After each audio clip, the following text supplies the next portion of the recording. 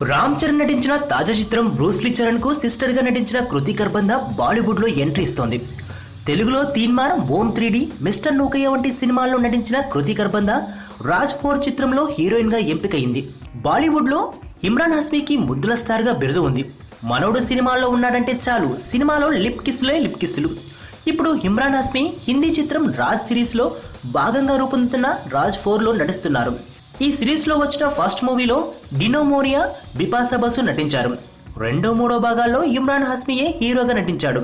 ఇప్పుడు 4వ భాగంలో కూడా ఇమ్రాన్ హస్మీని హీరోగా నటింపజేయాలని నిర్మాతలు మహేష్ భట్, ముఖేష్ భట్ అనుకుంటున్నారు.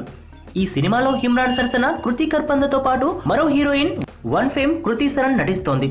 ఈ చిత్రంలో రాజ్ సిరీస్ లో ఇప్పటి వరకు రాని స్థాయిలో లిప్ సీన్లు, బోల్డ్ సీన్లు ఉంటాయని ప్రచారం జరుగుతోంది.